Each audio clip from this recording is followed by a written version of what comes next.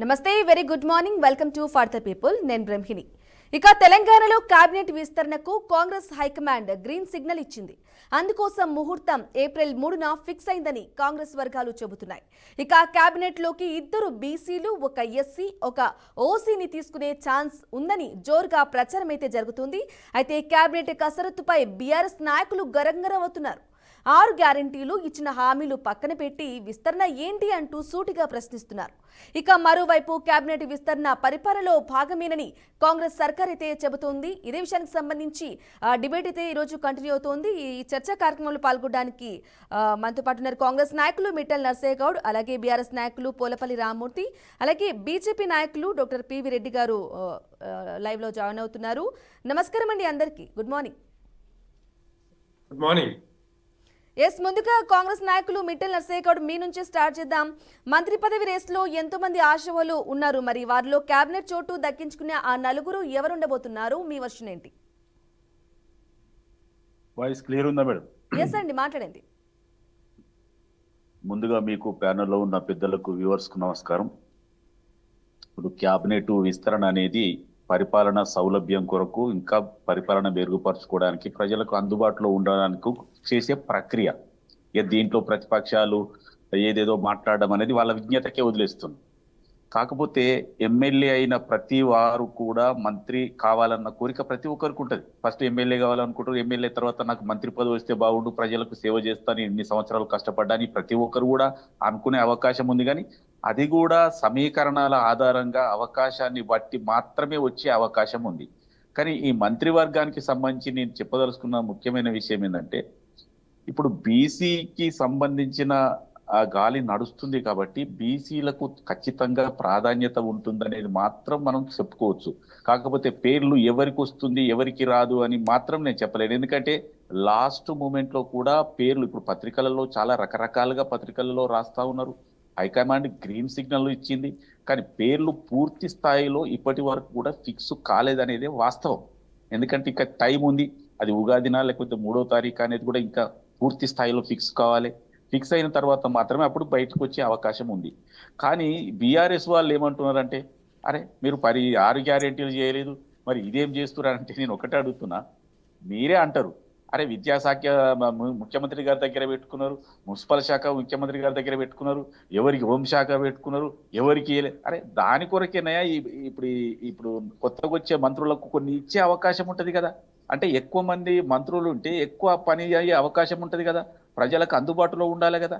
దాని కొరకు మేము చేస్తుంటే ఒట్టిగా వేగ్గా అంటే అనవసరమైన విమర్శలు బీఆర్ఎస్ వాళ్ళు చేస్తా ఉన్నారు. మరి వాళ్ళు చేసినప్పుడు ఎక్కడ పోయింది? కనీసం 2 నెలల దాకా ఎవరికి ముఖ్యమంత్రి పదవి కూడా ఇవ్వకుండా కొనసాగినప్పుడు ఎక్కడ పోయింది? ఒట్టిగా అంటే కాంగ్రెస్ మీద వాళ్ళు ఏం చేసినా ఒక విమర్శ చేయాలన్న ఒక ఆలోచనతోటి చేస్తున్నట్టుగా కనిపిస్తుంది. కానీ ప్రజలు కూడా నవ్వుకుంటారు ఇలాంటి విమర్శలు చూస్తే. ఏం చేయకూడదా? అంటే చేయకుండా అట్లనే పెట్టుకోవాలా? ఇంకా 6 పదవులు ఉన్నాయి, 6 మంత్రి పదవులు ఉన్నాయి, 6గురికి ఇచ్చే అవకాశం ఉంది. ఇంకా డిప్యూటీ స్పీకర్ పదవి ఉంది, చీఫ్ విప్ పదవి ఉంది, ఇంకా మిగతా కొన్ని ఇంకా వేరే పదవులు కూడా ఉన్నాయి. అవన్నీ కూడా ఎవరైతే సమర్థులు ఉన్నారో అవకాశాన్ని బట్టి సమీకరణాలను బట్టి వాళ్ళకి ఇస్తేనే కదా పరిపాలన సౌలభ్యంగా ఉండేది. ఈ మాత్రం కూడా ఆలోచన చేయకుండా ఉట్టిగానే విమర్శలు చేస్తారా మీరు? అంటే విమర్శల కొరకే విమర్శలు. అందుకే నవ్వుల పాలు అవుతా ఉన్నారు. అందుకే ఒక్కొక్క ఎన్నికలలో గుండు సున్నా వస్తూ ఉంది. ఒక బలమైన పార్టీకి ఎంపీ ఎన్నికలలో గుండు సున్నా వచ్చిందంటే ఎందుకు వస్తుంది? ఇలాంటి విరుద్ధమైన అనవసరమైన మాటలు మాట్లాడుతున్నారు కాబట్టి ఒకసారి ఒకరితోటి కలుస్తారు, ఒకరిసారి ఒకరికి తెరచాటు మంత్రాంగం చేస్తారు. ఇవి కాదు మీరు చేయాల్సింది. మీరు విమర్శలు చేయండి. ఏదైనా స్పెసిఫిక్ ఇన్ఫర్మేషన్ ఉంటే 6 గ్యారెంటీల మీద విమర్శలు చేస్తున్నారు, చేయండి. మీరు రండి, 6 గ్యారెంటీలు ఒక్కొక్క గ్యారెంటీ మీద చర్చిద్దాం. మీరు గత 9.5 సంవత్సరాలలో ఎన్ని మాటలు మాట్లాడిరు, ఎన్ని గ్యారెంటీలు ఇచ్చిరు, ఎన్ని అమలు చేసిరు, ఎంతమంది రైతులను బాగు చేసిరు, ఎంతమంది మహిళలను బాగు చేసిరు, ఎంతమంది ఎస్సీలను బాగు చేసిరు, ఎంతమంది ఎస్టీలను బాగు చేసిరు. ఒక్కొక్క దాని మీద మనం చర్చకు సిద్ధంగా ఉన్నాం. నేనే వస్తా. ఈ పెద్ద మా ముఖ్యమంత్రి గారు ఇంకో మంత్రి ఎవరో రావాల్సిన అవసరం లేదు. నేనే వస్తా. ఎవరిని పంపిస్తారో పంపించండి. ఇలా ఉండాలి చర్చ. కానీ ఒట్టిగానే వేగ్గా ఏదో ఒక విమర్శ వేయాలి కాబట్టి ఒక విమర్శ వేసేద్దాం. ఆ కోణంలో విమర్శలు చేస్తే ప్రజలలో నవ్వుల పాలవుతారు అనేది మాత్రం వాళ్ళు గుర్తుంచుకోవాలి. ఖచ్చితంగా ఇది జాతీయ పార్టీ కాబట్టి ఢిల్లీకి వెళ్ళడం, అధిష్టానంతో మాట్లాడడం జరిగింది. అన్ని రకాల క్లియరెన్స్లు వచ్చినాయి కాబట్టి ఖచ్చితంగా త్వరలో అది ఉగాది రోజు అవుతుందా లేదంటే 3వ తారీఖు అవుతుందా కొద్దిగా అటు ఇటుగా ఫిక్స్ కావచ్చు, కానీ ఖచ్చితంగా మంత్రివర్గ విస్తరణ జరుగుతుంది. దాంట్లో మీరందరూ ఊహించినటువంటి పేర్లతో సహా కొంత అన్ఎక్స్పెక్టెడ్ పేర్లు కూడా ఉండే అవకాశం ఉంది. ఖచ్చితంగా పరిపాలన సౌలభ్యం కొరకే మేము చేస్తున్నాం, ఇదేదో ఆర్భాటానికి కొరకు మేము చేస్తలేం. ఏ ప్రభుత్వమైనా ఈ పని చేయవలసిందే, ఏ ప్రభుత్వమైనా మంత్రి పదవులు పంచవలసిందే, ఏ ప్రభుత్వమైనా సమీకరణాల ఆధారంగా ఇవ్వవలసిందే. దాని కొరకు చేస్తూ ఉంటే వీళ్ళు అనవసరమైన విమర్శలు చేసి, వీళ్ళు చౌకబారు విమర్శలు చేసి ప్రజలలో పలచన కావద్దని మాత్రమే నేను చెప్తా ఉన్నాను. రైట్ నర్సయ్య గౌడ్ గారు, అలాగే పోలపల్లి రామూర్తి గారు, చూసారు కదండి నర్సయ్య గౌడ్ మరి మాటలు అంటే అనవసర రాద్ధాంతాలు చేస్తున్నారు, మీ శాఖలు మీ దగ్గర పెట్టినారని మీరే విమర్శించినప్పటికీ మరి ఆ శాఖల్ని ఇప్పుడు కేబినెట్ విస్తరణ జరుగుతున్న నేపథ్యంలో ఇలాంటి విమర్శలు అనేది తగదు అని చెప్పేసి చెప్తున్నారు. మరి మీ వర్షన్ ఏంటి? 15 నెలల పాలనలో గాడిదప్న ప్రభుత్వానికి ఇంకా కూడా సోయ ఇప్పుడు సోయ వస్తుందని అనుకుంటున్నాం, కానీ ఇంకా సోయ రాదు. వాళ్ళు ఢిల్లీకి తిరుగుడు తప్ప అక్కడ వాస్తవంగా ఒరిగింది ఏం లేదు. ఇట్లా నెలలు అనుకుంటే గడుపుకుంటూ పోతారు.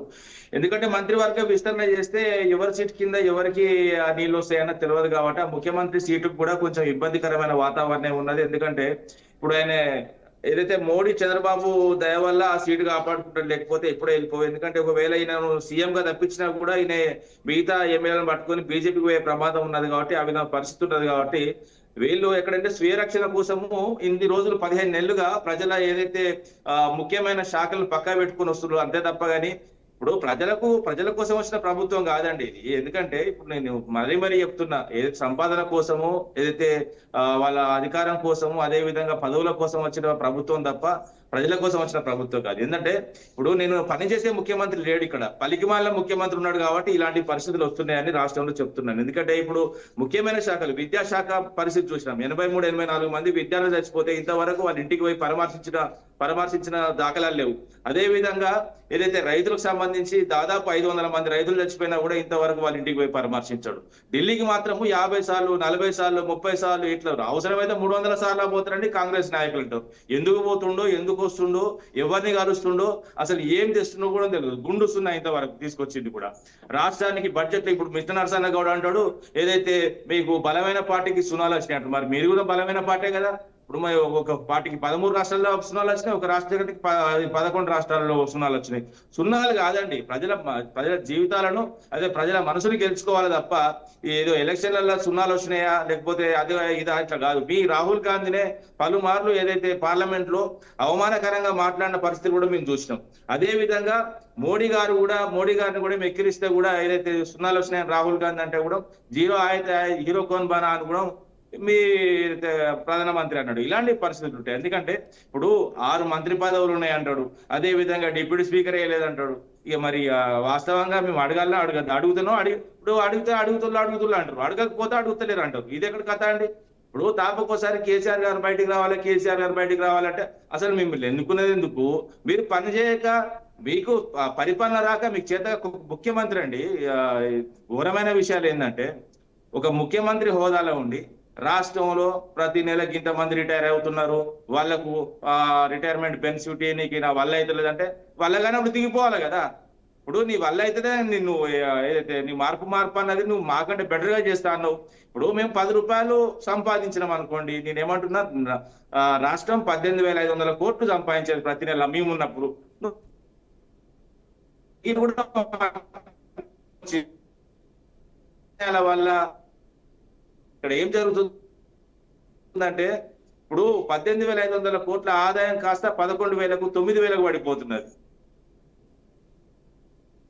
కాదు.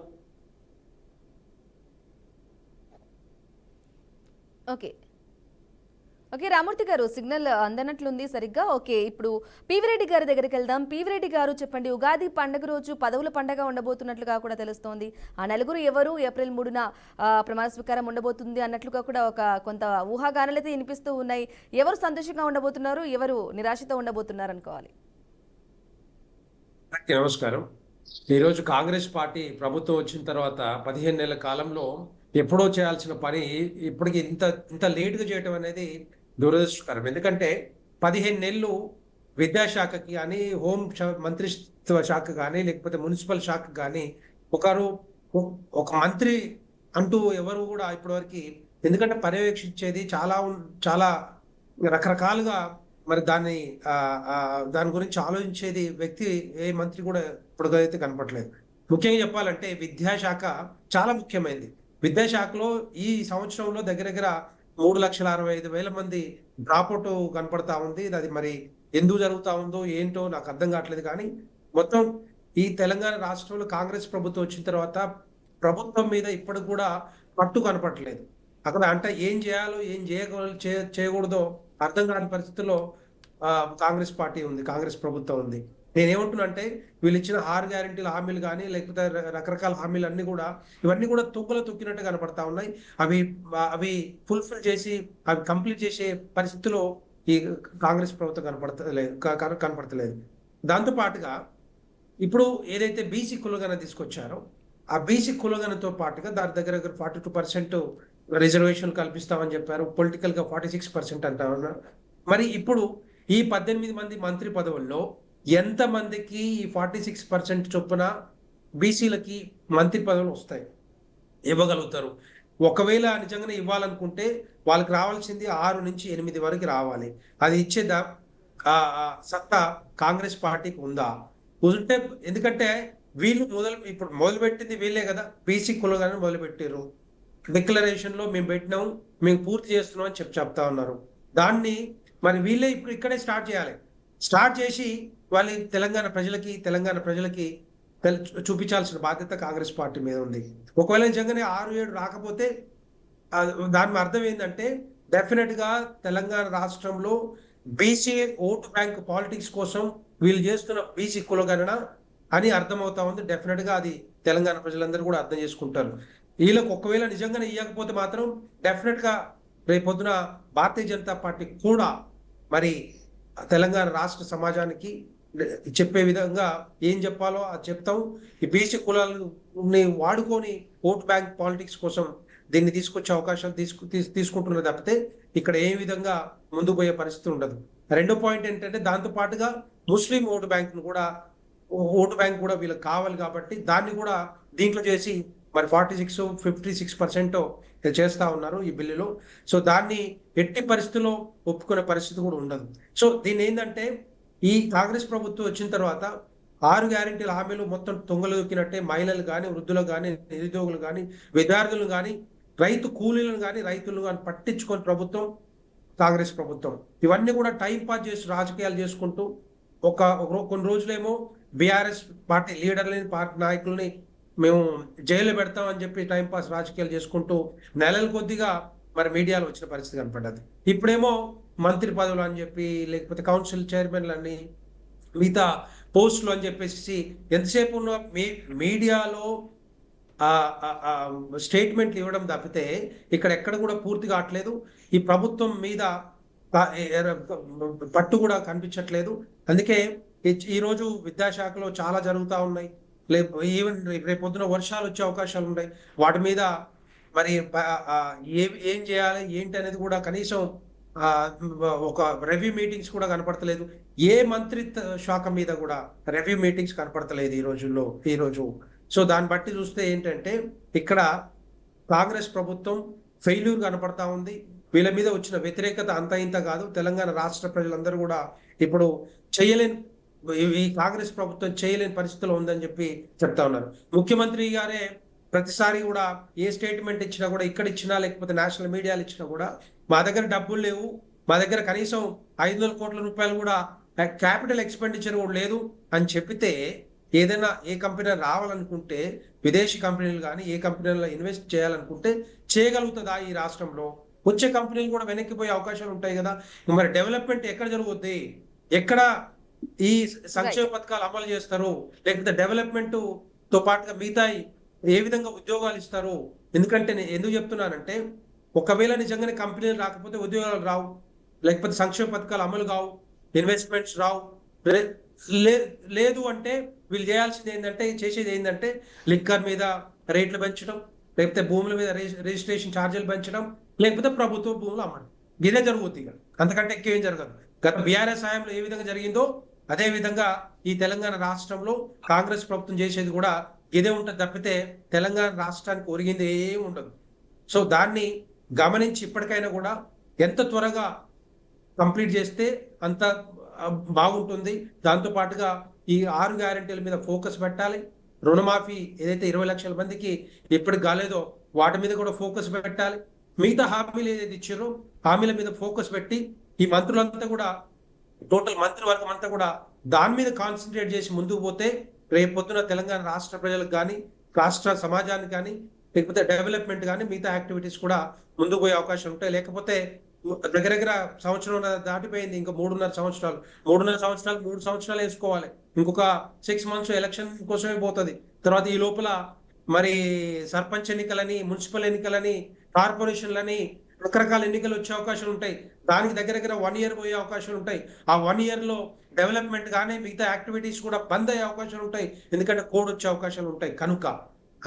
అందుకని వీళ్ళు ఇప్పటికైనా కళ్ళు తెరిచి ముందుకు పోవాల్సిన బాధ్యత కాంగ్రెస్ ప్రభుత్వం తీసుకోవాలి. లేకపోతే తెలంగాణ సమాజం మరి డెఫినెట్ గా వీళ్ళు పోరాటం చేసే అవకాశాలు ఉంటాయి. రైట్ పివి రెడ్డి గారు, అలాగే బండరి రామ్మోహన్ రావు గారు ఉగాదికి మన్నాడు మంత్రివర్గ విస్తరణ ఉండే అవకాశం ఉండబోతుంది అన్నట్లుగా కూడా ఇప్పటికే కొంతమంది పేర్లు కూడా ఖరారైనట్లు టాక్ అనిపిస్తుంది. అయితే నర్సయ్య గౌడ్ గారు చెప్తున్నారు మీ శాఖలు మీరు దగ్గరే పెట్టుకొని ఇంతవరకు ఎవరికి కేబినెట్ విస్తరణ చేయలేదు, అనవసర విషయాలు అనేసి చెప్తున్నారు. అంటే మళ్ళీ రామ్మూర్తి గారు చెప్తున్నారు ప్రజల కోసం వచ్చిన ప్రభుత్వం కాదు అని చెప్పేసి విమర్శించారు. అలాగే బీజేపీ నాయకులు గారు చెప్తున్నారు పివి రెడ్డి గారు ఎప్పుడో చేయాల్సిన పని ఇప్పుడు చేస్తున్నారు, ప్రజల కోసం ఎప్పుడో చేయాలి, సంక్షేమ పథకాలన్నీ ముందే అమలు కావాలని చెప్తున్నారు. మరి మీ వర్షన్ ఏంటి? బండ రామ్మోహన్ గారు ఏం చెప్తారు? అమ్మ, మీకు స్థానంలో ఉన్న మిత్రుడు మిట్టా నర్సయ్య గౌడ్ గారికి, అట్లాగే పల్లా వెంకటరెడ్డి గారికి, రామ్మూర్తి గారికి, బీఆర్కే న్యూస్ ప్రేక్షకులకు నమస్కారం. వచ్చేది విశ్వావసు నామ సంవత్సరం. కాంగ్రెస్ పార్టీ ఎవరిని విశ్వాసంలో తీసుకుంటుంది, ఎవరిని విశ్వాసంలో తీసుకోదు అనేది వాళ్ళ బాధ. ఉద్దేశం అంటే పార్టీ ముఖ్యమంత్రి దానిని కూడా ముఖ్యమైన మన మంత్రివర్గంలో పెట్టుకోవచ్చు. తర్వాత ఎమ్మెల్యే చేయాలి. ప్రధానమంత్రి కూడా అట్లాగే. కనుక క్యాబినెట్ విస్తరణ అనేది వాళ్ళకి సంబంధించిన అంశం అని కొందరు అనుకుంటున్నారు, కానీ అది ప్రజలకు సంబంధించిన అంశం కూడా. ఎందుకంటే క్యాబినెట్ మినిస్టర్లు ఇప్పుడు 6 ఖాళీలు ఉన్నాయి. 18 చేయాల్సి ఉండే 12 ఉన్నాయి. గత 15 ఏళ్ళుగా 12 మంది మంత్రులతో నడిపిస్తున్నారు. అందులో 2-3 ఉన్నాయి. నేను కేవలం వాళ్ళ రాజకీయ విమర్శలకు పోను, కానీ మంత్రివర్గ విస్తరణలో కాంగ్రెస్ పార్టీకి ఉన్న సవాళ్ళు ఏమిటి, పరిష్కారం ఏమిటి చెప్పే ప్రయత్నం చేస్తారు. మొట్టమొదటిది ఏంటంటే ఈ సమతుల్యత, రాష్ట్రంలో సమతుల్యత లేకుండా ఉన్నది. అది సామాజిక సమతుల్యత లేదు, జిల్లాల వారి సమతుల్యత లేదు. దాన్ని సాధించే ప్రయత్నం చేస్తారనుకుంటున్నాను. నర్సయ్య గౌడ్ గారితో ఏకీవిస్తారు ఒక విషయం. ఎందుకంటే ప్రాంతీయ పార్టీలు అన్ని కూడా ఆల్మోస్ట్ ఆల్ ప్రైవేట్ ఆస్తులుగా మారిపోయినాయి. కేసీఆర్ అనుకుంటే మంత్రివర్గ విస్తరణ, లేకపోతే లేదు, అడిగే పాడుగు ఉండదు. అది కేసీఆర్ ఒక్కడే కాదు, అది జగన్మోహన్ రెడ్డి కావచ్చు, చంద్రబాబు నాయుడు కావచ్చు. ప్రాంతీయ పార్టీలకు ఆ వెసులుబాటు ఉంటుంది, కానీ జాతీయ పార్టీకి ఆ వెసులుబాటు ఉండదు. రేవంత్ రెడ్డి పని అయిపోయింది, రేవంత్ రెడ్డి పలుకుబడిపోయింది అనే మాటలు కూడా వస్తున్నాయి మన ఎమ్మెల్సీ ఎంపికలు వస్తే. కానీ నేనేమంటున్నానంటే జాతీయ స్థాయి పార్టీకి బీజేపీ కానీ కాంగ్రెస్ కానీ కొన్ని అవరోధాలు ఉంటాయి, కొన్ని ప్లస్ పాయింట్లు కూడా ఉంటాయి. ఇక్కడ 2 ఉన్నాయి.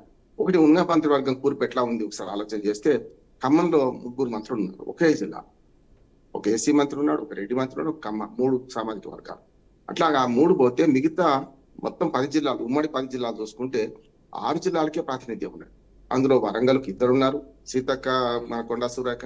నల్గొండకి 2 ఉన్నారు, 2 రెడ్లే. ఇటు పక్కన ఉత్తమ్ కుమార్ రెడ్డి, అటు పక్కనేమో వెంకటరెడ్డి. మన అట్లాగే మహబూబ్నగర్లో 2 ఉన్నారు. అంటే మన కొడంగల్ నుంచి నేను ప్రాతినిధ్యం వహిస్తున్న వికారాబాద్ అనొచ్చు మన ముఖ్యమంత్రి గారు. కానీ జూపల్లి కృష్ణారావు వాళ్ళిద్దరు ఉమ్మడి మహబూబ్నగర్ జిల్లా పాతది. అట్లా చూసుకుంటే మెదక్ నుంచి ఒక్కరే ఉన్నారు, కరీంనగర్ నుంచి 2 ఉన్నారు. ఈ లెక్కన 5 జిల్లాలు, 4 జిల్లాలని 2 ఉన్నారు, ఒక జిల్లాలో 3 ఉన్నారు, ఒక జిల్లాలో ఒకరే ఉన్నారు. మరి ఆదిలాబాదు, నిజామాబాదు, రంగారెడ్డి, ఉమ్మడి రంగారెడ్డి, హైదరాబాద్, ఈ 4 జిల్లాలకు ప్రాతినిధ్యం లేదు. ఇప్పుడు పెద్ద సమస్య ఏంటంటే, కాంగ్రెస్ పార్టీకి ఉన్న పెద్ద సమస్య ఏంటంటే, ఒకటి, ప్రాతినిధ్యం లేని జిల్లాలని తీసుకోవాలి. ఇప్పటికే కొంచెం మంత్రివర్గాల కూర్పులో సోషల్ ఇంజనీరింగ్ చాలా ఇప్పుడు అవసరం అవుతుంది. సోషల్ ఇంజనీరింగ్ ఎంత అవసరం అవుతుందంటే, అన్ని సామాజిక ఉద్యమాలు వచ్చినాయి, మేమెంతో మాకంతా అంటున్నారు. ఈ దేశంలో మొన్న ఎమ్మెల్సీ ఎన్నికలు మాత్రం చాలా ఆహ్వానించదగ్గ పరిణామం. ఎందుకంటే ఈ సోషల్ ఇంజనీరింగ్ పాటించారు అక్కడ. ఆఖరికి సిపిఐ కూడా తన సోషల్ ఇంజనీరింగ్ పాటించి ఒక బీసీకి మనకు ఎమ్మెల్సీ ఇచ్చింది. కనుక బీఆర్ఎస్ కూడా మనకు దాసోసినవాడికి. అట్లా చూసుకుంటే మనకు ఈ మొత్తంలో ఇప్పుడు 3 సవాళ్లు ఉన్నాయి. ఒకటేమో జిల్లాల ప్రాతినిధ్యం పెంచాలి, రెండోది సామాజిక సమతుల్యత కూడా పెంచాలి. దీనిలో 2-3 విమర్శలు వస్తున్నాయి. ఒకటి, జిల్లాల ప్రాతినిధ్యం అంటే ఒక రకంగా చెప్పిన నిజామాబాద్ జిల్లా నుంచి సుదర్శన్ రెడ్డి గారికి పెద్దగా ఆటంకం ఉండకపోవచ్చు అనుకుంటా. కానీ కోమటిరెడ్డి రాజగోపాల్ రెడ్డి గారి మీద చాలా విమర్శలు ఉన్నాయి. ఎందుకంటే గతంలో పార్టీ మారిండు, బీజేపీకి పోయిండు, మళ్ళీ ఇక్కడికి వచ్చిండు. కొన్ని హామీలు కూడా వీళ్ళు ఇచ్చారంటున్నారు. ఏది మన ఎన్నికలకు ముందు వీళ్ళు చేర్చుకునే క్రమంలో వివేక్ వెంకటస్వామి గారికి కానీ, వీడిపోతే మన రాజగోపాల్ రెడ్డి గారికి కానీ హామీలు ఇచ్చారంటున్నారు. అట్లాగే కొన్ని వేరే జిల్లాల్లో ఎమ్మెల్యేగా ఎన్నిక కాకముందే హామీలు ఇచ్చారంటున్నారు. ఇవన్నీ పెద్ద సవాల్గా మారుతాయని నేను అనుకుంటున్నాను. కానీ ఒకటి సామాజిక సమతుల్యత పాటించడానికి మాత్రం ఈసారి నరసేగౌడ్ గారు అన్నట్టు బీసీలకు పెద్దపీట వేస్తారని నేను అనుకుంటున్నాను. అది జరుగుతుందని అనుకుంటున్నాను. కానీ పేర్లన్నీ కూడా బట్టివే అంటున్నాను. ఒకవేళ రాజగోపాల్ రెడ్డి గారికి మంత్రి పదవి ఇస్తే ఒక పెద్ద సవాలు వాళ్ళ ముందట ఉంటుంది. ఎందుకంటే తీర్మాన మల్లన నేను సమర్థించాను, ఆయన భాషను అస్సలు సమర్థించాను, పెద్దగా చూడకూడదు. కానీ తీర్మాన మల్లన ఒక న్యాయము, రాజగోపాల్ రెడ్డికి ఒక న్యాయం అని ముచ్చట వస్తుంది కదా. అట్లాగే ఇప్పటిదాకా పార్టీని పట్టుకుని ఏడ్చిన చాలా మంది ఉన్నారు. ఉదాహరణకు అద్దెకి దయాకర్ గారు 2 సార్లు ఎమ్మెల్యేగా ఓడిపోయిండు. 3వసారి ఇస్తే గెలిచేది. మొన్నటి కాంగ్రెస్ హవాలో తుంగతుర్తి గెలిచేది. నేను రాష్ట్రపతి తిరుగుతుంటాను కనుక ఆ ప్రాంత రాజకీయాలు నాకు బాగా తెలుసు కానీ చెప్తున్నాను. రెండోది ఏంటంటే మనకు మొదటి నుంచి కూడా మొదటి 21 మంది గెలిచిన 2014లో కూడా సంపత్ మనకు మహబూబ్నగర్ జిల్లా నుంచి ఆలంపూర్ ఎమ్మెల్యే అప్పుడు కనుక ఆయనకు కూడా అవకాశాలు ఉంటాయని అనుకున్నాను. కానీ ఇప్పుడు ఏమైందంటే ఇటువంటి యువతకి ఎప్పుడు రావాలి అనే సమస్య వస్తుంది. కాంగ్రెస్ పార్టీలో మొదటి నుంచి కూడా ఒక పెద్ద విమర్శ ఏంటంటే వృద్ధ జంబూకాలు లేకపోతే బాగా సీనియర్లే మాకే మంత్రి పదవులు కావాలనుకుంటారు. గతంలో చూసాం భార్యాభర్తలు ఎమ్మెల్యేలు, లేకపోతే తండ్రి కొడుకులు ఎమ్మెల్యేలు, ఒకటే కుటుంబంలో 3 బీఆర్ఎస్ లో కానీ ఇటు కాంగ్రెస్ లో కానీ కుటుంబ రాజకీయాలు చూసినాం మనం. ఇప్పుడు ఏమొస్తుంది విమర్శ అంటే రాజగోపాల్ రెడ్డి విషయంలో అన్నతమ్ములకు ఉంటుందా, ఒకే జిల్లా నుంచి ఇప్పటికీ 2 రెడ్లు ఉన్నారని, ఇంకొక రెడ్డి సామాజిక వర్గానికి ఇస్తారని. సామాజిక వర్గాల పరంగా అవరోధాలు ఉన్నాయి, మనకు జిల్లాల పరంగా అవరోధాలు ఉన్నాయి. వీటిని ఎట్లా అధిగమిస్తారని ఒకటి ఉన్నాయి. మరి మనకు ప్రజలకు సంబంధం ఏంటి? అసలు చర్చ అది జరగాల్సింది కాదు. ఇంతకుముందు మిత్రులు 2 చెప్పారు, ఏది రామూర్తి గారును వెంకటరెడ్డి గారు చెప్పారు. అసలు చర్చ అది. ఇవాళ వర్షాలు పడ్డాయి, మొన్నటి అకాల వర్షాలకు వరి పంట మొత్తం నాశనం అయిపోయింది. అట్లాగే సన్నవడ్లు వస్తున్నాయి, 500 బోనస్ ఇవ్వాల్సి ఉంది. గత బోనస్ మొన్న 1200 కోట్ల రూపాయలు మొన్న విడుదల చేశారు. ఏది పోయిన సంవత్సరం పంట, పోయిన కారు పంటకు. మరి దీనికి ఎట్లా ఉంటారు, కొనుగోలు కేంద్రాలు ఎట్లా తెరుస్తారు, వీటి మీద చర్చ జరగాల్సిన అవసరం ఉంది. ముఖ్యంగా విద్యాశాఖ మంత్రి లేరు, అది ఖచ్చితంగా నింపాల్సిందే. హోమ్ మినిస్టర్ లేడు, అత్యాచారాలు జరుగుతున్న రకరకాల జరుగుతుంది. అన్ని ముఖ్యమంత్రి చూసుకోలేడు కదా. ఒకటి ఏమైందంటే ముఖ్యమంత్రికి కూడా పెద్ద సవాల్ ఏంటంటే తన మాట ఎవరు వింటలేరు అనే మాట వస్తున్నది. అంటే అధిష్టాన వర్గం పక్కన పెడదు. గతి లేని సంసారం చేయొచ్చు కానీ శుద్ధి లేని సంసారం చేయలేము. ఇక్కడ సమస్య ఏంటంటే అందరూ మంత్రులు స్వతంత్రంగా వ్యవహరిస్తున్నారు. ముఖ్యమంత్రితోని సయోధ్యతో లేరు, ముఖ్యమంత్రితోని ఒక రకంగా సామరస్యం కూడా లేదనే మాట వస్తున్నది. ఎందుకంటే ఎవరికి వారు ఏమైనా వాళ్ళు మాట్లాడుతున్నారు కనుక అధిష్టానం కూడా దీన్ని సీరియస్ గా తీసుకొని నిన్న నలుగురు రమ్మన్నది, ఒక్కరు 2 రమ్మనిలే. నిన్న ఉప ముఖ్యమంత్రిని, ముఖ్యమంత్రిని, ఉత్తమ్ కుమార్ రెడ్డి గారిని, పిసిసి అధ్యక్షుడు 4 రమ్మన్నది. కనుక అధిష్టానం ఇప్పుడు కొంత సీరియస్ గా తీసుకుందని నేను అనుకుంటున్నాను. 15 నెలల పుణ్యకాలం కాస్త గడిచింది. ఇప్పుడు అసలు నిజమైన పరిపాలన మొదలు కావాలంటున్నాను. కొత్త సంవత్సరంలోనే, విశ్వాస సంవత్సరంలోనే, ప్రధాన క్రోధినామ సంవత్సరం, క్రోధిలో అందరు తిట్టుకున్నారు, కొట్టుకున్నారనే పరిస్థితి అయిపోయింది. రకరకాల కేసులు పెట్టుకున్నారు. ఇప్పుడైనా సరే వచ్చే సంవత్సరం నవోదయం కావాలి, కాంగ్రెస్ పార్టీకి ఫుల్ ప్లేజ్ మంత్రివర్గం రావాలనుకుంటున్నాను. కానీ 4కే ఇస్తారంటున్నారు. ఎప్పుడు కూడా పెడతానంటే ఆశ, కొడతానంటే భయం ఉంటుంది. ఇంకో 2కి అవకాశం అట్లా ఉంచితే మాత్రమే కొందరు అసంతృప్తులు చల్లారుతారని, ఇంకా మీకు అవకాశం ఉంది అని అట్టి పెట్టుకోవడం జరుగుతుందని నేను అనుకుంటున్నాను. ఎప్పుడు ఏ పార్టీ కూడా మొత్తం మంత్రివర్గం విస్తరణ చేయదు, కానీ చేస్తే మాత్రం ప్రాంతీయ పార్టీలు చేసినాయి గతంలో చూసాం కదా. కానీ విమర్శ మాత్రం కరెక్ట్ గా అంటున్నాను. ఏది ప్రాంతీయ పార్టీలుగా ఉన్న బీఆర్ఎస్ కానీ గతంలో మీకు మంత్రివర్గం లేదంటున్నారు కదా. మరి 2 నెలలు 3 నెలలు ఇద్దరే, ఒక హోమ్ మినిస్టర్, ఒక ముఖ్యమంత్రి, ఇద్దరే చేశారు. అంతకుముందు లేడీ మినిస్టర్స్ లేరు. ఏది 2014 నుంచి 18 వరకు. అంటే ఒక్కవేళ అడుగు చూపెడితే 4 వేలు ఎడు చూపెడితే కనుక ఆ విమర్శ పక్కన పెడితే ప్రజా సమస్యలు పట్టించుకునే తీరిక ఇంకా ఈ ప్రభుత్వం చేసుకోలేదు అనుకుంటున్నాను. అందుకని ఒక మాట చెప్పి ముగిస్తాను. నేను విజయోత్సవాలు జరుపుకుంటున్నాను. విజయోత్సవాలు ఎవరికోసం, ఎందుకోసం జరుపుకుంటున్నారు? ఎప్పుడైనా సరే పండుగలు సంవత్సరానికి ఒకసారి, ఉగాది పండుగ 3 సార్లు రాదు. అట్లాగే విజయోత్సవాలు కూడా ఒకసారి డిసెంబర్ జరుపుకున్నారు. మళ్ళీ ఇప్పుడేం అవసరం వచ్చింది? నేను తనికెళ్ళ భరణి సినిమాలో డైలాగ్ ఉంటది, ఎత్తిప్రాస కలవడానికి, మా చెల్లికి మళ్ళీ పెళ్లి అంటాడు. అంటే మా చెల్లికి మళ్ళీ పెళ్లి అన్నట్టు ఎత్తిప్రాస కలవడానికి అన్నట్టు ఇప్పుడు విజయోత్సవాలు జరుపుకునే అవకాశం కాదంటున్నాను. ఓ మాట సమర్థించుకోవచ్చు కాంగ్రెస్ పార్టీ వాళ్ళు. ఏమనంటే మేము ఎస్సీ మన జనాభా లెక్కలు తీసినాం, ఎస్సీ వర్గీకరణ పూర్తి చేసినాం, అట్లాగే బీసీల దాని బిల్లులు పాస్ చేసినామని. ఇది ఇళ్ళకి ఇంకా పండుగ కాలేదు. ఇళ్ళకే కానీ పండుగ చేసుకుందాం అనుకుంటే మరి ఒక్కోసారి పండుగ కాకపోవచ్చు కదా. అందుకని అధిష్టాన వర్గం సీరియస్ గా తీసుకునే విషయాలు 4-5 ఉన్నాయి. రేపు ఏప్రిల్లో ఒక మేధో మదం పెట్టేది ఉంది. ఇక్కడ దాదాపు 70-80 దేశాల వాళ్ళు వస్తున్నారు. ఆ సంగతి ఒకటి ఉన్నది. అట్లాగే తెలంగాణ ఇప్పుడు వచ్చేది ఎండాకాలం. 3 సమస్యలు ఈ ప్రభుత్వం మీద ఉన్నాయి. ఒకటి, ఎండాకాలంలో మంచినీటి కొరత వస్తున్నది. ఇప్పటికే చాలా గ్రామాల్లో ట్రాక్టర్లు పెట్టుకుంటున్నారు, రకరకాలుగా తెచ్చుకుంటున్నారు. రెండోది, ఇప్పటికి కూడా రైతు బంధు, రైతు భరోసాగా మార్చిన తర్వాత ఒకటి ఎగ్గొట్టారు. రెండోది కూడా ఇప్పుడు 4 ఎకరాలు కూడా పడలేదు ఇంకా. మరి అది రైతుల మీద ఉన్నది. ఇంకోటి, పంచాయతీ ఎన్నికల నుంచి మున్సిపాలిటీ అట్లా జిల్లా పరిషత్ వరకు జరపాల్సి ఉన్నది. మరి బీసీ రిజర్వేషన్లకు దీనికి ఉంటే ఎట్లా లెంక కలుస్తుంది? ఇప్పుడు ఇంకా ఏడాదైనా జరిగే పరిస్థితి లేదు. అందుకని 3 డిక్లరేషన్ల గురించి ప్రజలు అడుగుతున్నారు. ఇప్పుడు ఒకటి వరంగల్ డిక్లరేషన్, రైతు డిక్లరేషన్.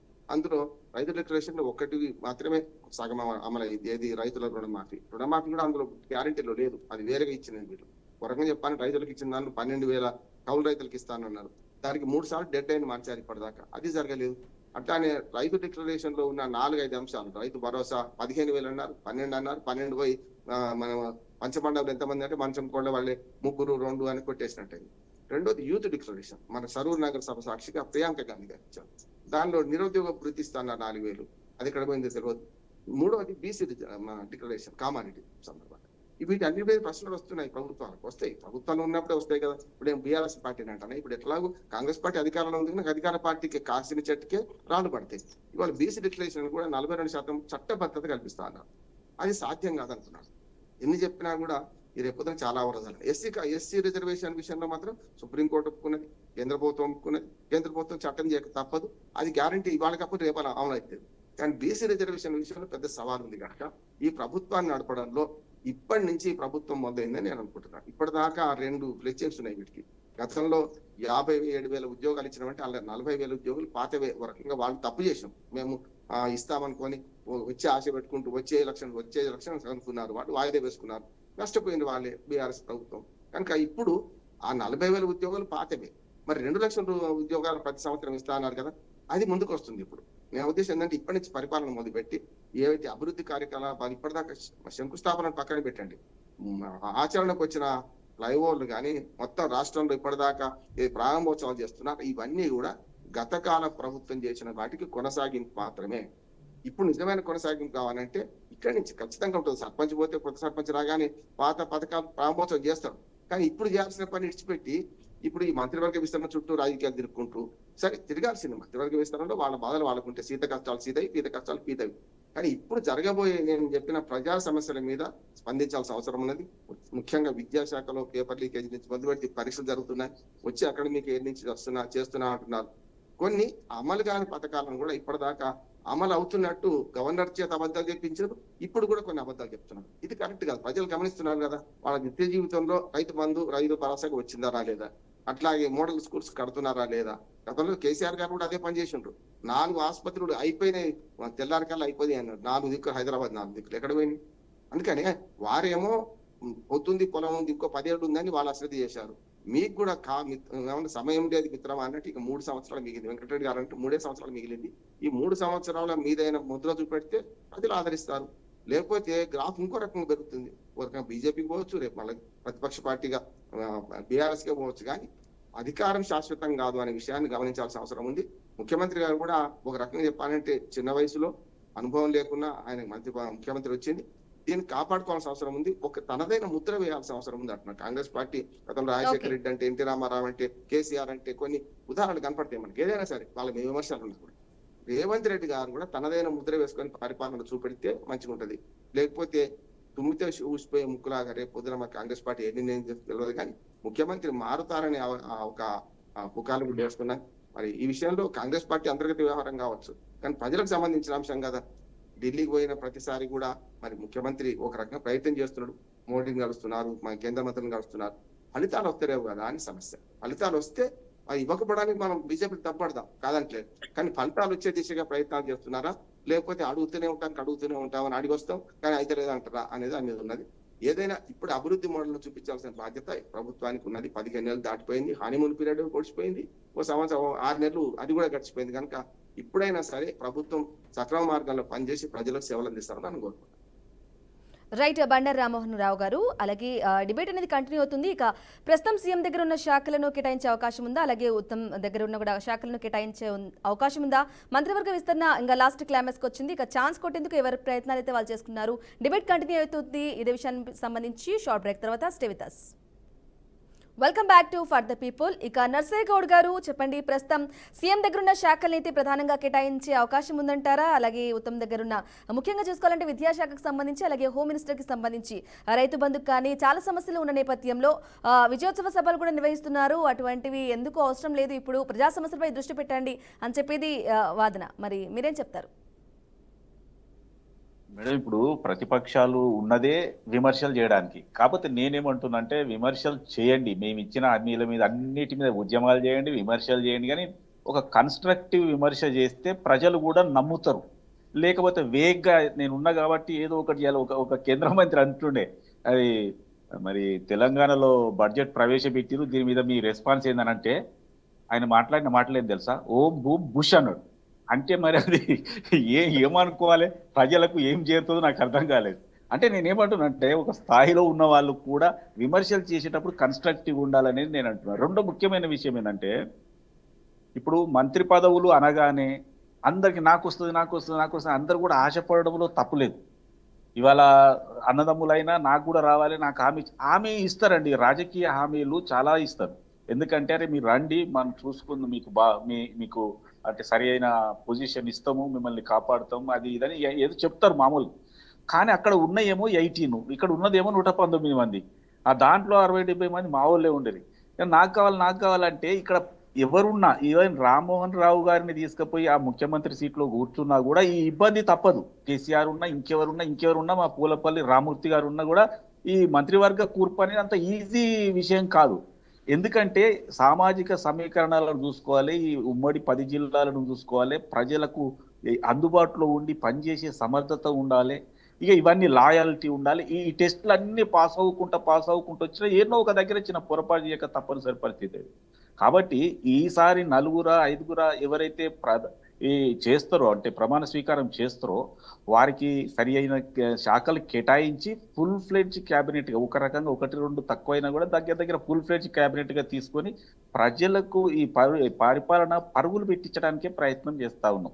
సరే, నేను వాళ్ళు చేసే విమర్శల గురించి నేను మాట్లాడను, కానీ ఇప్పుడు ఈ 15 నెలలలో ఒక 2-3 నెలలు ఎన్నికలకు తీసేస్తే ఒక 10 నెలలు 12 నెలల్లో ఒక డైరెక్షనల్ అభివృద్ధి అవుతుందనేది మాట వాస్తవం. ఎందుకంటే ఇవాళ అన్ని యూట్యూబ్ ఛానల్ కానీ, మిగతా ఛానల్ కానీ, ప్రతిపక్షాలు కానీ, ఇంకా వేరే వాళ్ళు కానీ ప్రజలకు పోయి అడుగుతున్నప్పుడు వాళ్ళు చెప్పిన రెస్పాన్స్ కూడా మనందరం చూస్తున్నాం కదా. ఇప్పుడు ఈ ప్రజలలో ఇప్పుడు మన దగ్గర 3,70,00,000 కాకపోతే 4 కోట్ల మంది ఉన్నారు. దాంట్లో మహిళలు ఒక సగం ఉంటారు. మహిళలు 100% సంతృప్తిగా, హాయిగా, సంతోషంగా ఉన్నారు అనేది వాస్తవం. ఎందుకంటే ఇది ఫిక్టీషియస్ వ్యతిరేకత మాత్రమే. అంటే ప్రతిపక్షాలు, మీడియా క్రియేట్ చేస్తున్న వ్యతిరేకత తప్పితే ప్రజలలో సరి అయిన విధంగా వ్యతిరేకత స్టార్టే కాలేదనేది మేము నమ్ముతున్నాం. వాస్తవం కూడా అదే. ఎందుకంటే ఇప్పుడు జరగవలసిన ఎన్నికలు కూడా చాలా ఉన్నాయి కదా, ప్రజలకు చేరవలసిన హామీలు కూడా కొన్ని ఉన్నాయి కదా. మేము ఆల్రెడీ ఇప్పుడు మహిళలను చూసుకున్నామండి. మహిళలకు రావాల్సిన ఒక 2,500 తప్పితే మిగతా అన్ని చేస్తున్నాం కదా.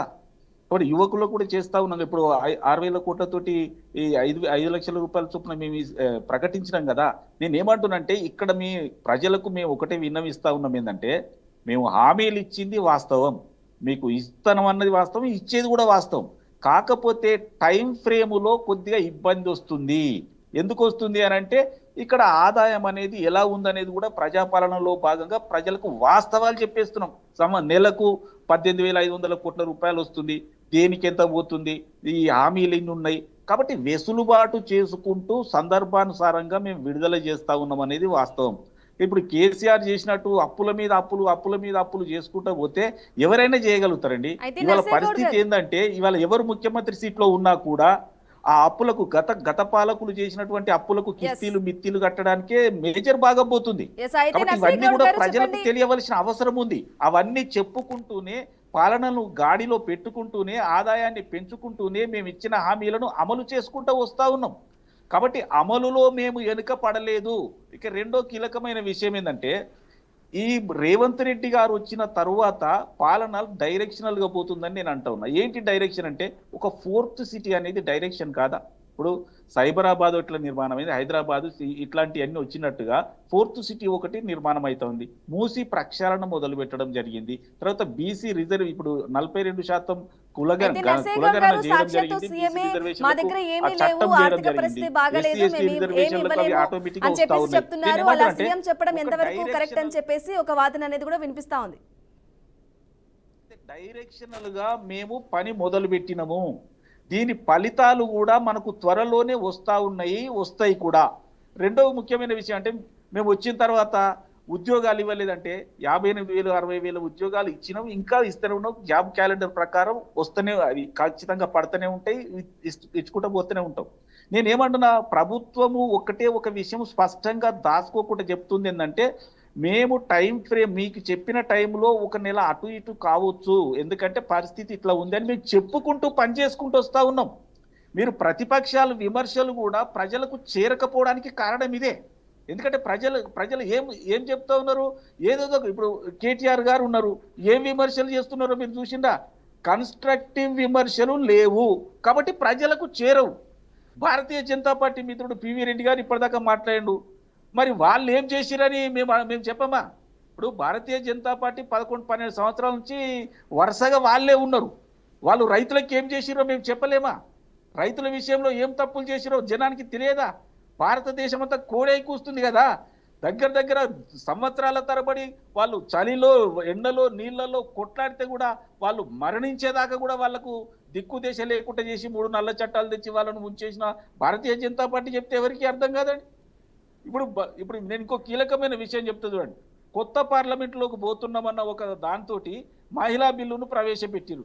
మహిళా బిల్లును వాళ్ళు ఆపరేషనలైజ్ చేయడానికి ఏమడ్డం వచ్చిందండి?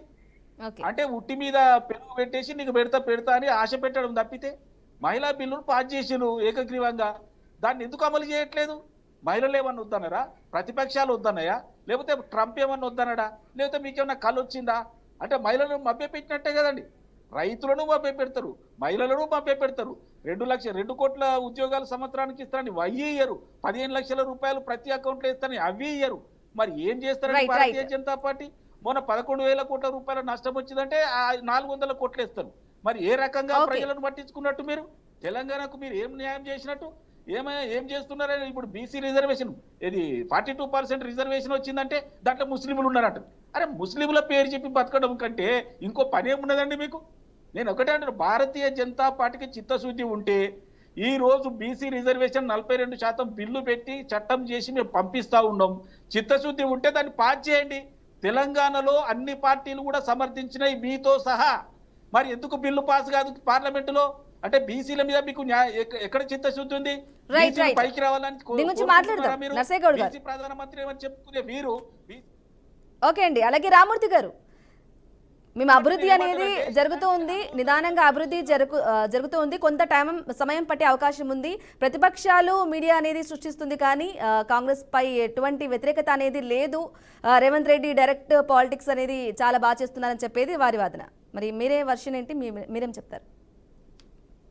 రేవంత్ రెడ్డి పాసా ఫేలా అన్నది ప్రతి ఊర్లో, ప్రతి గ్రామంలో, ప్రతి వాడలో, ప్రతి గల్లీలో అడిగితే చెప్తారు అసలు పాసా ఫేలా అన్నది. ఇప్పుడు పెద్ద సమస్య కాదు, ఆయన కళ్ళు మూసుకొని చెప్పినా కూడా వరస్ట్ ముఖ్యమంత్రి అన్నది ఏదైతే ప్రపంచవ్యాప్తంగా పేరు పోయింది. ఎందుకంటే ఇప్పుడు కీలకమైన శాఖలు, ఇంకా చాలా శాఖలు ఉన్నాయి, కానీ ఇప్పుడు విద్యాశాఖ గురించి మాట్లాడుకుందాం. విద్యాశాఖ పరిస్థితి ఏంటంటే, ఇప్పుడు 83 మంది విద్యార్థులు ఎట్లయితే చనిపోయారో అది కూడా మేము ఇంత ముందు కూడా చెప్పాను. అదే విధంగా దాదాపు 1000 మంది విద్యార్థులు అస్వస్థతకు గురైతులేదు ఫుడ్ పాయిజన్ సంబంధించి. అదే విధంగా మొన్నటికి మంచిర్యాలలో 10th కు సంబంధించి తెలుగు పేపర్ ఫస్ట్ రోజే తెలుగుకు బదులు హిందీ పేపర్ ఇచ్చిన దుర్మార్గులు. అదే విధంగా నల్గొండలో పేపర్ లీక్ 10th. ఇలా అస్తవ్యస్తంగా, ఎందుకంటే ఒక మంత్రి ఉంటే దానికి బాధ్యత ఉంటాడు. ప్రతిదానికి ఏదైతే మినిస్టర్ ముఖ్యమంత్రిని కలవాలంటే కాని ముచ్చట ఇది.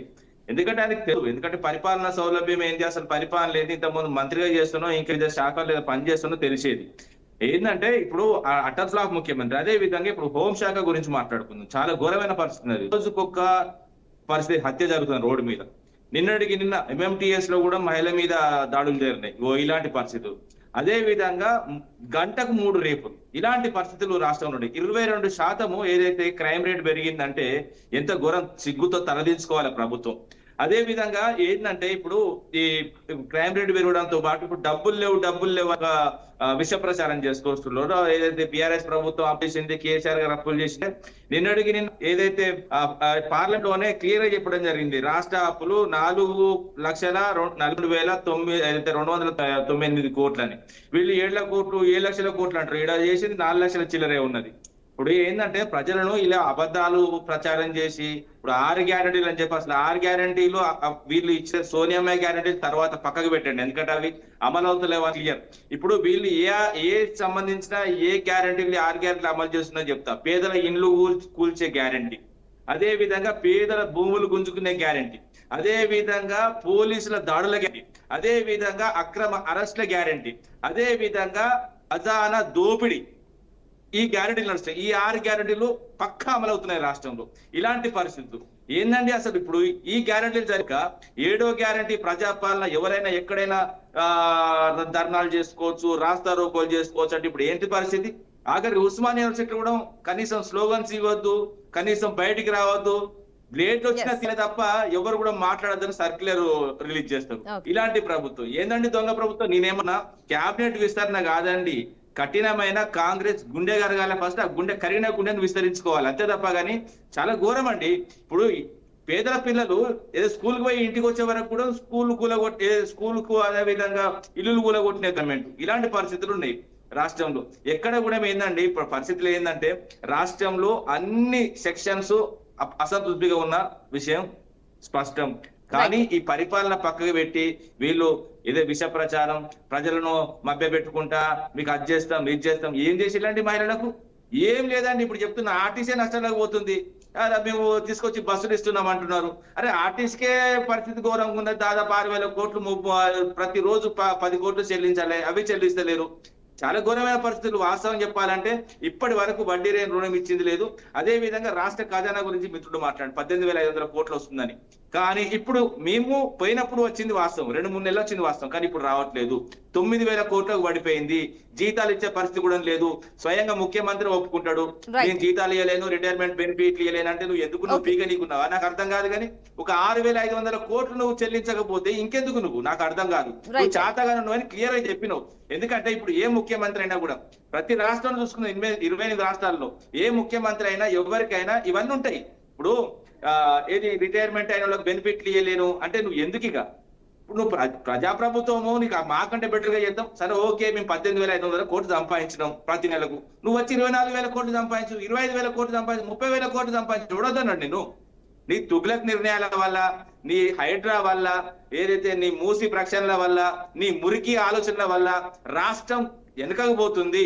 ఏదైతే రాష్ట్రానికి ముందుకు నడిపోవని మేము ప్రజలు మీ చేతిలో పెడితే రాష్ట్రాన్ని వెనకకు నడుపుతున్నారు. ఏదో ఇందిరమ్మ రాజ్యం, ఏదైతే దాదాపు ఇందిరమ్మ ఉన్నప్పుడు రాజ్యం తీసుకుపోతున్నారు. ఇందిరమ్మ రాజ్యం అంటే ఆలోచించి కాదు, వెనకకు తీసుకుపోయే పరిస్థితులు తీసుకొస్తున్నారు. రైట్ అండి. అలాగే పివి రెడ్డి గారు, ఎస్ చెప్పండి. మహిళా బిల్లును ఏకగ్రీవంగా పాస్ చేశారు, మరి ఎందుకు అమలు చేయట్లేదు? అలాగే సీఎం ప్లేస్ ఎవరికి ఇచ్చినా కూడా అంత ఈజీ కాదు, ప్లస్లు అనేది మైనస్లు అనేది ఉంటాయి, కొంత ముందుకెళ్తుంది అభివృద్ధి అని చెప్పేసి కూడా చెప్తున్నారు నర్సయ్య గౌడ్ గారు. మరి మీ వర్షన్ ఏంటి? ఒక చిన్న విషయం డెఫినెట్ గా అండి, తప్పకుండా. ఎందుకంటే అది 2026 నుంచి అమలు చేస్తామని చెప్పారు కదా, అదే డెఫినెట్ గా జరుగుతుంది. భారతదేశంలో భారతీయ జనతా పార్టీ ఏ హామీ ఇచ్చినా కూడా తప్పకుండా హామీ నెరవేర్చే బాధ్యత భారతీయ జనతా పార్టీ తీసుకుంటా ఉంది, ప్రధానమంత్రి నరేంద్ర మోడీ గారు తీసుకుంటా ఉన్నారు. ఇప్పుడు ఏమంటున్నారంటే కాంగ్రెస్ నాయకులు ఏమి చేయలేదు తెలంగాణ రాష్ట్రానికి అని. మొన్ననే అసెంబ్లీ సాక్షిగా ముఖ్యమంత్రి గారు రేవంత్ రెడ్డి గారు తెలంగాణ రాష్ట్రానికి ఏమేమి ఇచ్చారు, ఏమేమి చేశారు, ఈ కేంద్ర ప్రభుత్వం నుంచి ఎన్ని నిధులు వచ్చినాయి మొత్తం క్లియర్ గా అందరికి చెప్పారు. తెలంగాణ సమాజానికి అందరు కూడా చెప్పారు. సో నేను ఏమంటున్నానంటే తెలంగాణ రాష్ట్రానికి గత 10 సంవత్సరాల కాలంలో 10 లక్షల కోట్లు ఇవ్వడమే కాకుండా ఈ తెలంగాణ రాష్ట్రంలో రైతులకి మీ హయాంలో, కాంగ్రెస్ ప్రభుత్వ హయాంలో ఒకప్పుడు కనీసం ఎరువులు కూడా ఇవ్వలేని దుస్థితి, చెప్పులు పెట్టుకొని లైన్లో నిలబడే దుస్థితి తీసుకొచ్చిరంటే ఇప్పుడు అది లేదు. అది 12 లక్షల మెట్రిక్ టన్నుల యూరియా ఈ తెలంగాణ రాష్ట్రంలో ఇస్తా ఉన్నారు, కేంద్ర ప్రభుత్వం నుంచి వస్తా ఉంది. దాంట్లో మిగులు కూడా ఇప్పటికి కూడా ఉంటుంది. అది కాకుండా ధాన్యం కొనుగోలు చేసేది రాష్ట్ర ప్రభుత్వం మీడియేట్ చేసినా కూడా కొనుగోలు చేసేది దానికి ఇచ్చే ఏదైతే మినిమం సపోర్ట్ ప్రైస్ ఉందో తెలంగాణ రైతులకు ఇస్తా ఉన్నారు. తర్వాత తెలంగాణ రైతులకు రైతు బంధు కూడా మరి కేంద్ర ప్రభుత్వం ఇస్తా ఉంది 6,000 రూపాయలు సంవత్సరానికి. అరెకరం ఉన్నా లేకపోతే పావు ఎకరం ఉన్నా 100 ఎకరాలు ఉన్నా కూడా ఈ కేంద్ర ప్రభుత్వ దృష్టిలో కానీ ప్రధానమంత్రి నరేంద్ర మోడీ గారి దృష్టిలో కానీ అందరూ సమానంగా ఉండాలనే ఆలోచన, అందరు డెవలప్ అవ్వాలనే ఆలోచనతోటి 6,000 రూపాయలు సంవత్సరానికి ఇస్తా ఉంది. ఇవన్నీ కూడా ఒక్కటే కాదు, గ్రామీణ ప్రాంతాల్లో ప్రతి ఒక్కటి కూడా గ్రామీణ ప్రాంతాల్లో గ్రామీణ వ్యవస్థ నడుస్తా ఉందంటే కేంద్ర ప్రభుత్వ నిధులతో తప్పితే రాష్ట్ర ప్రభుత్వం ఇచ్చిన నిధులతో కాదు. అది గుర్తుపెట్టుకోవాల్సింది. ఎందుకంటే అంతకుముందు అలాగే ఇచ్చారు, ఇప్పుడు కూడా అలాగే. తర్వాత హైదరాబాద్ చుట్టుపట్ల 4 గ్రీన్ ఫీల్డ్ కారిడార్స్ వచ్చినాయి అంటే, ఇంత పెద్ద రోడ్లు వచ్చినాయి అంటే డెఫినెట్ గా కేంద్ర ప్రభుత్వం నిధులతోటే. ఇది ఒకటే కాదు, హైవేస్ కానీ రైల్వేస్ కానీ ఎన్నో ప్రాజెక్టులు, వేల కోట్ల ప్రాజెక్టులు ఇప్పుడు నడుస్తా ఉన్నాయి. 36,000 కోట్ల రూపాయల తోటి రైల్వే ప్రాజెక్ట్స్, రైల్వే డెవలప్మెంట్ ఏవైతే టర్మినల్స్ ఇవన్నీ కూడా నడుస్తా ఉన్నాయి. ఇదే కాదు, RRR కి మీరే చెప్పారు, RRR కి నార్థన్ పార్ట్ కంప్లీట్ అయిపోయింది, శాంక్షన్ అయిపోయింది. కోమటిరెడ్డి వెంకటరెడ్డి గారు నితిన్ గడ్కరీ గారితో కలిసినప్పుడు కూడా దానికి ఇచ్చారు. మేము సదరన్ కూడా అడుగుతా ఉన్నాం, సదరన్ పార్ట్ కూడా డబ్బులు అడుగుతా ఉన్నాం అని చెప్పారు. డెఫినెట్ గా మెట్రో రైల్ కానీ ఇవన్నీ కూడా వచ్చే అవకాశాలు ఉంటాయి.